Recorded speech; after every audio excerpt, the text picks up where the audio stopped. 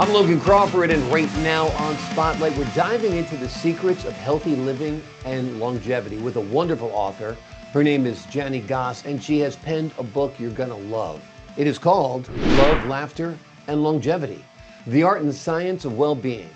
It is an insightful book that offers practical advice on how laughter, positive emotions, and healthy lifestyle choices can lead to a longer and happier life. Janni shares her expertise on how we can all take control of our well-being and outsmart chronic stress. We're delighted to have this very talented author join us here today on Spotlight. We thank the team at Prime 7 Media for helping us put her in the spotlight today. And we ask viewers like you to support authors like her by subscribing to our channel and by purchasing her amazing book. The links are below this interview. Janni, great to see you this morning on Spotlight. Thank you for being my guest. Oh, it's a great pleasure. Thank you very much. I love your book. One of the things that caught my eye was laughter yoga. And I've got to confess to you, I'm 6'6", very skinny, very tall. So when I try yoga, I am absolutely something to laugh at. And sometimes I wind up laughing at myself. But laughter yoga is actually something a little bit different. Tell us about laughter yoga. Well, laughter yoga is an activity held in a group, which include hand clapping mantras, where we go ho, ho, ha, ha, ha, like that. We do deep breathing from yoga, and that's why it's called laughter yoga. And then we do playful laughter exercises using our imagination and playfulness and creativity, and intentional laughter. We decide to laugh. We choose to laugh. So we can go ha, ha, ha, ha. So that's choosing to laugh, right? So we start off that way, but in the group, that leads to genuine laughter. And so you get a good dose of therapeutic laughter in the process. It usually lasts for about 30 minutes.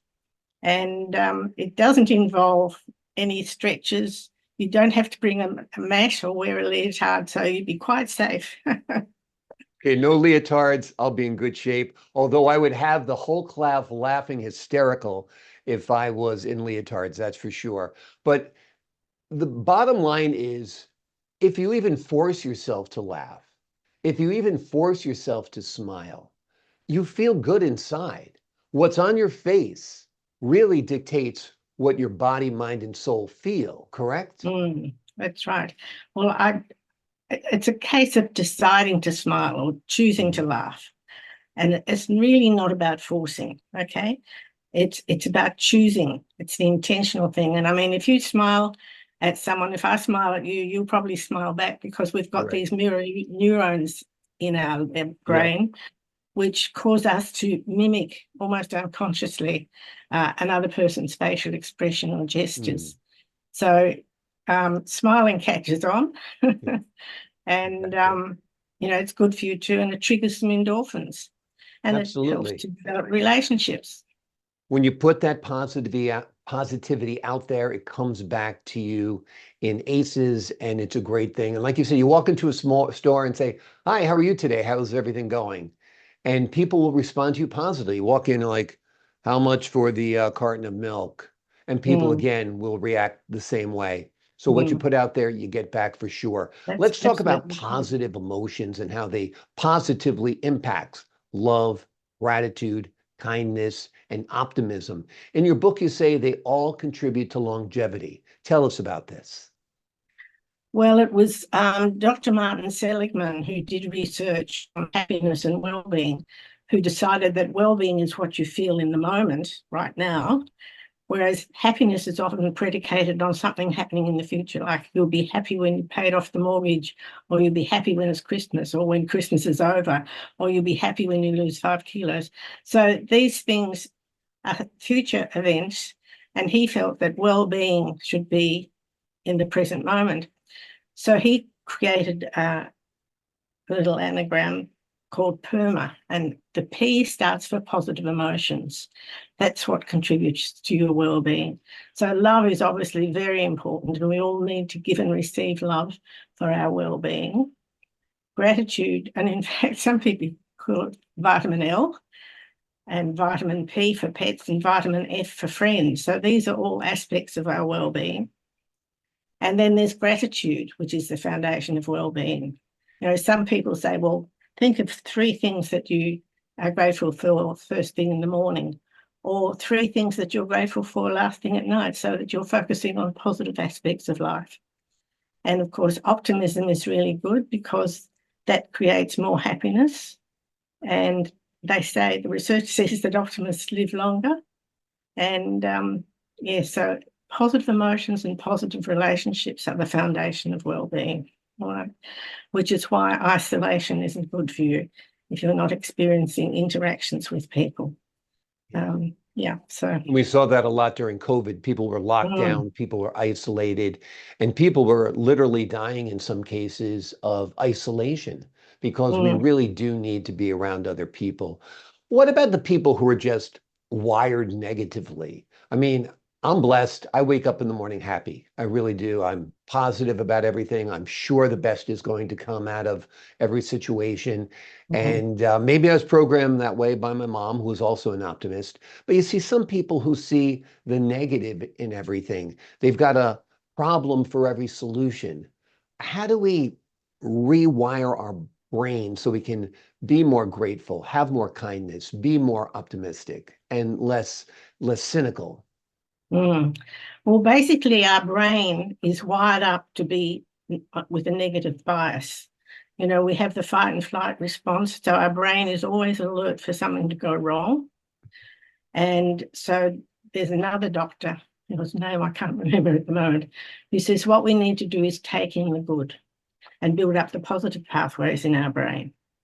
And you do this by noticing all the positive little moments in your day, so that you are wiring up positive pathways, and you put them in there and you revisit them and make them stronger. And this helps to overcome the negative bias. Unfortunately, some people are living in very difficult circumstances, so it's not easy for them, Exactly. But I do think positive reinforcement of the positive emotions is great. Getting yourself a little reward when you achieve something, buying yourself a little special something, or doing something that you enjoy, after you've accomplished something. I think those are great ways to reinforce positive emotions. Let's talk about stress and chronic stress and how it hurts our health and our well-being and how we can outsmart it. Right. Well, stress is something that we have to respond to. There's eustress, which is good stress. So you have positive outcomes of the demands made upon you.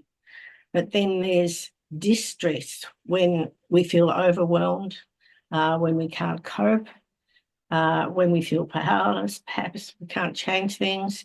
And that stress causes a reaction in our body. Now, we all experience the fight and flight response at times. Although we don't have any tigers around these days, but some situations do trigger the fight and flight response. Absolutely true that we have to be aware of our basic emotions, and we have to be aware that stress is part of us because it's part of our psyche, it's part of our DNA, the fight and flight response. And it's a matter of not overreacting, I think, to negative stimuli and handling stress with a deep breath often helps as well, don't you think? Oh, I agree. It's sort of first aid, really, to take some deep breaths in and out through your nose and maybe notice the temperature of the air that it goes in and out, and see if it's different. And usually there is a difference, but if you're focusing in that way on your body and on the breath, that helps the stress to move out of your awareness. Absolutely. Let's talk a little bit about personal responsibility, and how it plays a role in achieving health and well-being. Well, I think we really need to learn to be responsible for our own health and well-being and not take it to chance. There's a term called health literacy, where people really understand what's going on in their body, the structure and function of it, what makes them stressed. And I think this is really important, to identify what causes your stress, what triggers it, and how you respond to it, and picking up the early warning signs so that you can take some healthy strategies to deal with it. or even ask for help if you feel things are getting out of hand. I think that is a problem for some people. Asking for help is difficult. Yeah. But there are a lot of life stresses that we experience depending on where we live and who we are and our age and so on and so forth. And the more we understand what triggers our stress, more we can do something positive about it and feel that we have some control of the situation. Yeah, I agree. Ask for help. Ask a loved one. Ask a member of the clergy. Go seek professional help if needed. There are times in your life that you're going through tough times, tough things. And if you have, a problem with your heart, you go to the doctor. So if you're having a problem with your body, mind, or soul, then maybe it's time to talk to a professional or at least someone you trust and love. That's absolutely for sure. Before we leave you today, of course, I want you to give the folks at home a little bit of an overview of the book and what you hope they take away from it. Right. Well, it's called Love, Laughter and Longevity, the Art and Science of Wellbeing. And basically, it's a book that has a whole lot of information about stress and how it affects you, and a whole lot of strategies to improve your health and well-being. So there's actually two chapters about laughter and the value of laughter and laughter yoga. And if I may, I'd like to share my laughter prescription, if that's okay. Absolutely. Love to hear it. Okay, so the laughter prescription is optimal daily dosage, 20 minutes of laughter. And I created this years ago because I thought if laughter is the best medicine, well, you need a prescription. Yeah. First of all, share your smile. Mm-hmm.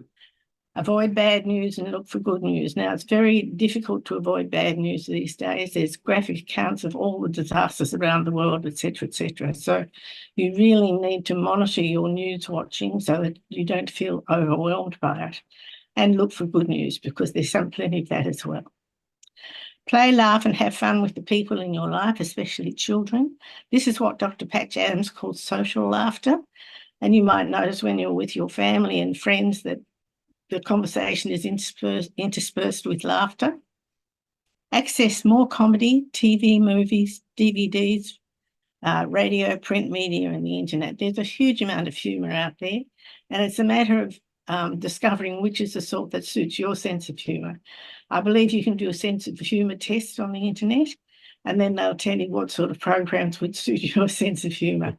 So that's worth following up. Be an optimist and have hope in your life. Well, you've already mentioned about that. Exercise your sense of humour. This is quite essential, particularly if you live or work in difficult circumstances like police, and first responders, doctors, nurses. They all need a strong sense of humour, often a bit bleak, but to help them deal with all the troubled situations they find themselves in. So you can use humour to de-stress. And of course, I'll ask you a question. Can you laugh at yourself? Absolutely. I mean, like I said, we started the program saying how ridiculous I look when I'm doing actual yoga. Mm-hmm. And that laughter yoga is definitely a better fit for me. Yeah. Oh, and excellent. I'll start practicing my ha-ha, hee-hee, and all of that, and I'll get the crowd laughing. This book is terrific, Janni. Thank you so much for creating it. Folks, the name of the book is Love, Laughter, and Longevity. Those are three important L's. The Art and Science of Well-Being. And there's the book cover right there. It is an insightful book that offers practical advice on how laughter, positive emotions, and healthy lifestyle choices can lead to a longer and better and happier life. Janni, thank you so much for joining me here today on Spotlight. Thank you. It's been a pleasure. Thank you very much. Pleasure's all mine. We'll give everybody a big smile to say goodbye. Folks at home, practice it. Just smile. It's easy. It'll make you feel great. And I can tell you as an actor, if you frown, you feel sad. If you smile, you feel glad. So here's a smile today. And to the folks at home, I'm Logan Crawford, thanking you for your time, this time, until next time on Spotlight.